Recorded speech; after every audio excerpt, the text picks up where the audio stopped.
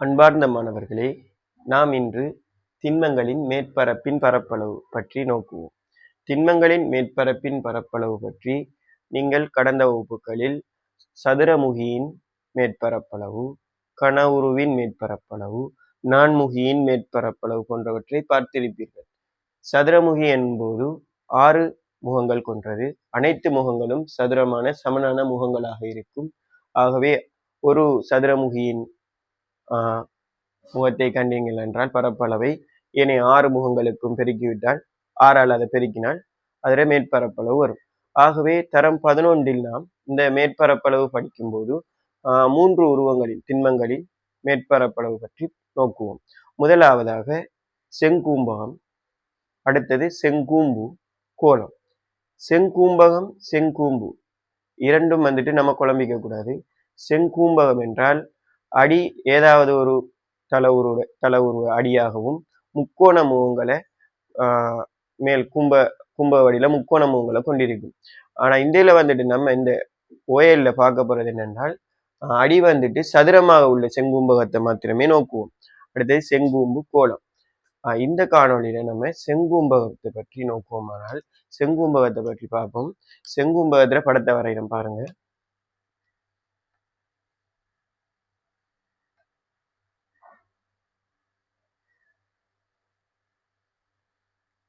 இந்த செங்கூம்பகத்திர படத்துல அடி எப்போதும் சதுரமாக காணப்படும். நாம் சதுரமாக காணப்படும் செங்கூம்பகத்தை பற்றி தான் இதுல பார்க்க போறோம். இந்த செங்கூம்பகத்துல மொத்தம் 5 பக்கங்கள் காணப்படும். 5 பக்கங்கள். கீழ் அடியில காணப்படுற பக்கம் சதுரமாகவும் ஏனைய 4 முகங்களும் சமனான முக்கோண முகங்களை கொண்டு காணப்படும். ஆகவே நாம் மேற்பரப்பின் பரப்பளவு பார்க்கும்போது அடியின் பரப்பளவையும் ஏனைய 4 முகங்கள் முக்கோண முகங்கள் பரப்பளவையும் நோக்குவோமாய் அதன் மேற்பரப்பளவு நமக்கு கிடைக்கும். பார்ப்போம். இதற்கான நம்ம சமன்பாடை எவ்வாறு உருவாக்குவோமானால் அது உருவாக்குறதுக்கு இந்த செங்கூம்பகத்துல காணப்படுற ஒவ்வொரு விடயத்தையும் நாம் அறிந்திருக்க வேண்டும். உதாரணமாக இந்த எல்லா முக்கோணங்களும் இந்த கூறுற இடம் தான் சொல்ற இந்த சதுர அடி கூம்பகத்துல உச்சி பொதுப்புள்ளி ஒன்றுலதான் எல்லாம் சேரும். அந்த பொது உச்சியில இருந்து இந்த சதுரம் இருக்குதானே, இந்த சதுரத்தின் நடுப்புள்ளி இதை எடுத்தோம்னா இந்த 2 உச்சையும் இந்த சதுரத்தின் நடுப்புள்ளியை இணைக்கிற கோர செல்ற அந்த செங்கூம்பகத்தின் அச்சு, செங்கூம்பகத்தின் அச்சு என்று செல்வோம். இந்த அச்சு செங்குத்து உயரம் எச்சுங்கிற எழுத்தினால ஆங்கில எழுத்தினால குறிப்போம். எச் செங்குத்து உயரம்.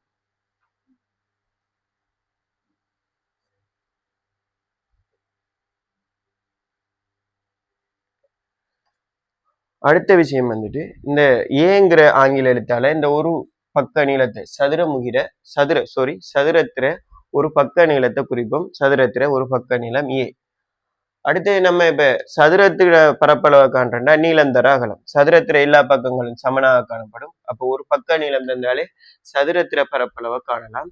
நாம் முக்கோணத்தின் பரப்பளவை காண வேண்டுமானால் முக்கோணிட பரப்பளவுக்கான சமன்பாடு நம்ம ஏற்கனவே பார்த்திருக்கோம். அறதர அடிதர செங்குத்து உயரம். முக்கோணிட செங்குத்து உயரத்தை எடுக்கணும். இப்ப இதுல பாத்தீங்கன்னா அடி அனைத்து முக்கோணிகளும் சமனான, இதுல நம்ம செங்கூம்பகத்தை பத்தி விளங்கியிருக்கணும். எல்லா முக்கோணங்களும் சமனாக காணப்படும். முக்கோணங்கள் 4ம் சமனாக காணப்படும். ஒரு முக்கோணத்துல அடி எப்படி காணப்படும்னா இந்த சதுரத்திர பக்க நீளமாக தான் காணப்படும். சதுரத்திர பக்கம் ஏயா காணப்படுதுன்னா அந்த முக்கோணிட பக்கமும் அந்த பக்கம் அடிப்பக்கம் ஏயா தான் காணப்படும். இப்ப பாருங்க, இது ஏண்டா இதுல அடியை நம்ம ஈஸியா எடுத்துடலாம். எல்லா முக்கோணிட அடியும் ஏயா காணப்படும். இதுல செங்குத்து உயரம், முக்கோணிட செங்குத்து உயரம் நம்மளுக்கு தேவை.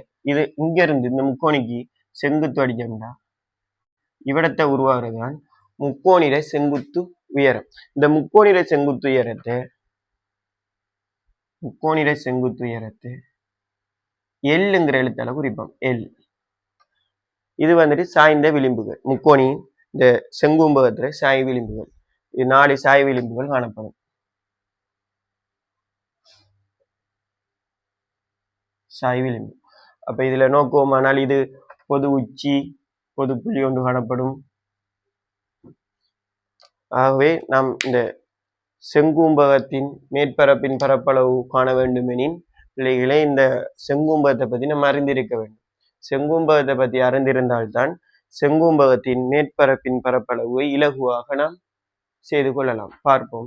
இப்போ உங்களுக்கு எல்லாருக்கும் பொது உச்சின்ற வழங்கியிருக்கும். 4 முகங்களும் போய் சேர்றது பொது உச்சி. அந்த பொது உச்சியும் சதுரத்தின் நடுப்புள்ளி, அதாவது மூலை விட்டங்கள் சந்திக்கிற புள்ளி.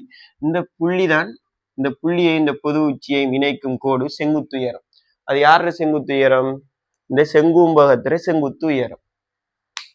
அடுத்தது இந்த முக்கோணிக்கு அடிக்கிற செங்குத்து உயரம் எல்லுங்கிற எழுத்தால குறிப்போம். அதுவும் உங்களுக்கு தெரிஞ்சிருக்கும்.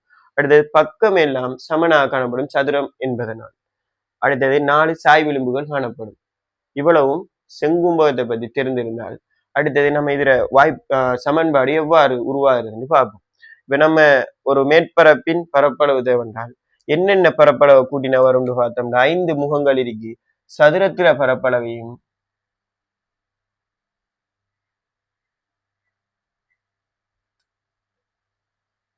சதுர பரப்பளவோட என்ன பரப்பளவை கூட்டணும்? 4 முக்கோணியின் பரப்பளவை கூட்டணும். 4 முக்கோணியின் பரப்பளவு.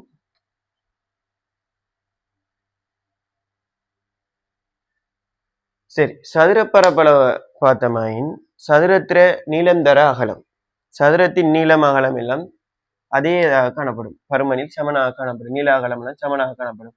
அப்ப அடி வந்துட்டு ஏங்கிறதால ஏ தர ஏ கூட்டணும். சதுர பரப்பளவோட ஏனைய முக்கோணிர பரப்பளவு கூட்டணும். எத்தனை முக்கோணிகள் இருக்கு? 4 முக்கோணிகளும் பரப்புல சமனான முக்கோணிகள். 4 தர முக்கோணிங்கிறதால அரை தர அடிதர செங்குத்துயரம். ஏற்கனவே நம்ம பார்த்திக்க முக்கோணிர பரப்பளவு அரை தர அடிதர செங்குத்துயரம். ஆகவே அடியை எடுத்த போனால் அடி வந்துட்டு இந்த சதுரத்துக்கு ஏ. இந்த ஏங்கிறது ஒவ்வொரு முக்கோணிக்கு முடிய அடியாக காணப்படும். பாருங்க, இந்த முக்கோணிடையும் ஏதான், இந்த முக்கோணிடையும் ஏதான் என்ற சதுரங்கிறதால எல்லா பக்கமும் சமனாக காணப்படும். ஆகவே அடி மாறாது, தர ஏ. செங்குத்து உயரத்தை, முக்கோணிட செங்குத்து உயரத்தை நம்ம என்ன எழுத்தால் எடுத்திருக்கோம்? எல்லுங்கிற எழுத்தால் எடுத்திருக்கோம். ஆகவே எல். இப்ப பார்த்தோமானால் ஏயும் ஏயும் பெருக்கப்பட்டுச்சா ஏ வர்க்கம். கூட்டல் அடையாளத்தை அப்படியே போடுவோம், கூட்டல். இப்ப 4ம் அரையும் பெருக்கப்படுது. 4 தர அரைண்டிருக்கு. அப்ப இந்த 4ஐயும் அரையும் குறுக்கு பெருக்கம் செஞ்சா இதை பாருங்க, 4 வந்துட்டு 2 முறை இருக்கு, 2ல 2 ஒரு முறை இருக்கு. ஆகவே இது ஒரு முறையா பித்திரும், இது 2 முறையா பித்திரும். அப்ப 2ம் இந்த ஏயும் பெருக்கப்படும். 2ம் 1 பெருக்கப்பட்டா 2 தான், 2 தர 1 2, ஏ பெருக்கப்பட்டா 2 ஏ, எல் அதோட பெருக்கப்பட்டா 2 ஏ எல். இலகுவான ஒரு சுருக்கம். சுருக்கினோம்னா இதுதான் செங்கூம்பகத்திர பொதுவான சமன்பாடு.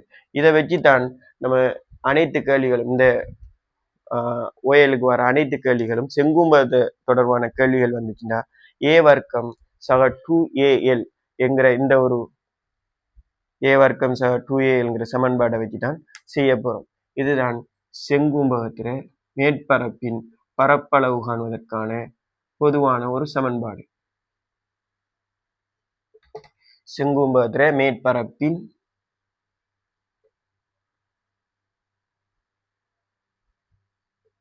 பரப்பளவு.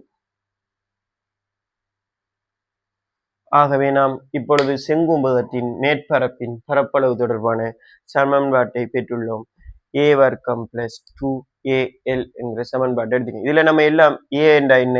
சதுரத்திர, அந்த செங்கூம்பகத்தில் அடியில காணப்படுற சதுரத்திர பக்க நீளம் 2 ஒரு மாறிலி. ஏ வந்துட்டு அதே விஷயம். எல் வந்துட்டு முக்கோணியின் செங்குத்துயரம். இதுல நம்ம குழம்பிடக்கூடாது. செங்குத்துயரம் செங்கூம்பகத்திர செங்குத்துயரத்தை நம்மளுக்கு தேவையில்லை.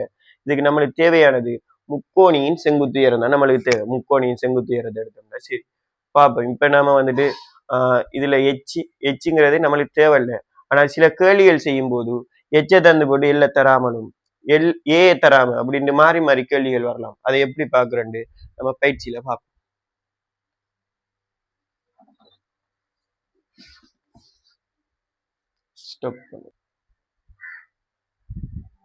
பாருங்கள் பிள்ளைகளே, நாம் இப்பொழுது வினாக்குள் செல்வோம். பயிற்சி 4.1. செங்கூம்பகத்தின் மேற்பரப்பின் பரப்பளவு தொடர்பான பயிற்சி 4.1 இருக்கும் 10 வினாக்களையும் நாம் நோக்குவோம். அதில் முதலாவது வினாவாக நமக்கு கேள்வி வந்துட்டு இதில் பார்த்தீங்கன்னா அடியின் நீளம் வந்துட்டு செங்கும்பகத்தில் அடியின் நீளம் வந்துட்டு 20 சென்டிமீட்டரும் முக்கோணியின் செங்குத்து உயரம் 15 சென்டிமீட்டரும். இது நமக்கு அந்த நம்ம எடுத்த சமன்பாடு ஏ வர்க்கம் சக 2AL. இதில் 2 தெரியா கணியங்கள். ஒன்று சதுரத்தின் அந்த செங்கும்பகத்தில் சதுரத்தின் நீளம் தந்திருக்காங்க, பக்க நீளம். அதை எல்லையும் கரெக்டாக தந்திருக்காங்க. அப்போ இதில் நம்மளுக்கு யோசிக்க வேண்டியது ஒன்றும் இல்லை, பிரதியிடல் மட்டும்தான். பிரதியிட்டம்ல விட வரும். பார்த்தோம்னா 20 ஏக்கு பதிலாக 20 பிரதியிடம். அப்போ ஏயின் வர்க்கம்டா 20 வர்க்கம் சக குறியீடு சகை அப்படியே போட்டுட்டோம். 2 மாறிலி அதை அப்படியே போட்டுட்டோம். அடுத்தது தர ஏ வந்துட்டு 20, அதுலேயே அந்த படத்திலேயே தந்திக்காங்க 20 தர எல் 15 சென்டிமீட்டர். அப்போ இதில் வந்துட்டு நம்ம அப்படியே பிரதியிடல் மட்டும்தான். நம்ம படித்த சமன்பாடு ஏ வர்க்கம் 2ALங்கிற சமன்பாட்டை போட்டுட்டோம். அதில் உரிய விடயங்களை பிரதியிடுவதன் மூலம் அதை சுருக்கினா நம்மளுக்கு மேற்பரப்பின் பரப்பளவு வரப்போகுது. பார்ப்போம், சுருக்கி பார்ப்போம். 20 வர்க்கம் 400 சக 2 தர 20 40, 40 தர 15 600. நீங்க வேற பெருகியும் பார்க்கலாம். 2 தர 20 40, 40 தர 15 600. 400ஐயும் 600ஐயும் கூட்டுறோம் 1000.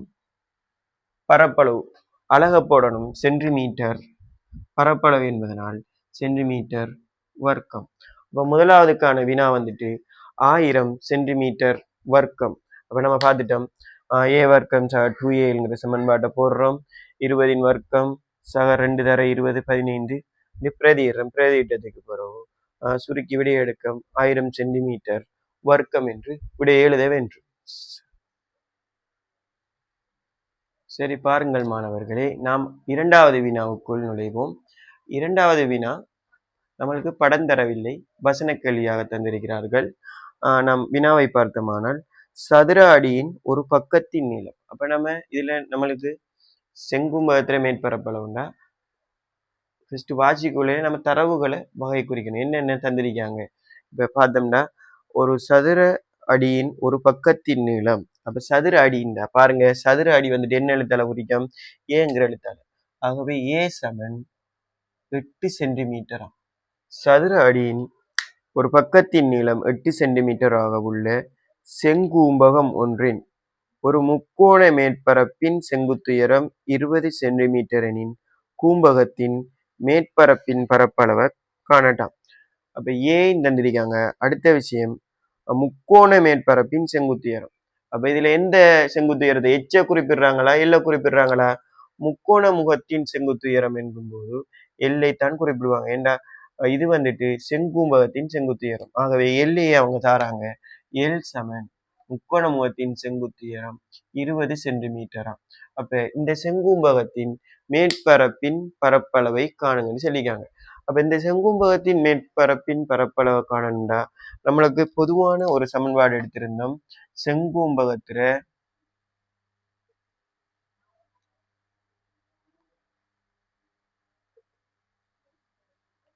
மேற்பரப்பின் பரப்பளவுக்கான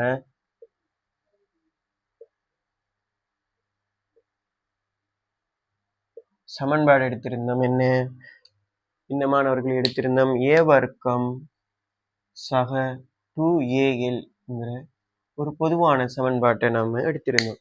இது செங்கும்பகத்தின் மேற்பரப்பின் பரப்பளவுக்கான சமன்பாடு. இதுல பாருங்க 2 தெரியாத தான் ஏயும் எல்லும். ஏயின் பெருமானம் தந்திருக்காங்க, எல்லும் பெருமானமும் தந்திருக்காங்க. இப்போ இதுல நம்ம யோசிச்சு மெனக்கட வேண்டியது ஒன்றும் இல்லை. டிரெக்டா பிரதியிடுவோம், சுருக்குவோம், விட வரும். பாருங்க ஏக்கு பதிலாக 8 வர்க்கம். ஏ என்ன 8 சென்டிமீட்டர் சொல்லியிருக்காங்க. 8 வர்க்கம் சக 2AL. அப்ப 2 வந்துட்டு மாறிலி அப்படியே போடுறோம். ஏக்கு பதிலாக 8, எல்லுக்கு பதிலாக 20 சென்டிமீட்டர் போட்டுட்டோமா. 8 வர்க்கம் 64. இப்ப இதை பெருக்கினோம்னா 2 16, 16 தர 20 320. 2ஐயும் கூட்டினோம்டா 64ஐயும் 320ஐயும் கூட்டினோம்டா 384 சென்டிமீட்டர் வர்க்கம் செங்கூம்பகத்தின் மேற்பரப்பின் பரப்பளவாக வருது. இப்போ படத்தை தந்து போட்டு நம்ம அடையாளம் கண்டு அதை குறிச்சு எழுதணும். வசனத்தில் தந்த அதை அந்த தரவுகளை குறிச்சு போட்டு A8 L=20 என்று பிரதியிடுவதன் மூலம் நாம் செங்கூம்பகத்தின் மேற்பரப்பின் பரப்பளவை எடுத்திருக்கிறோம். பாருங்கள் மாணவர்கள்.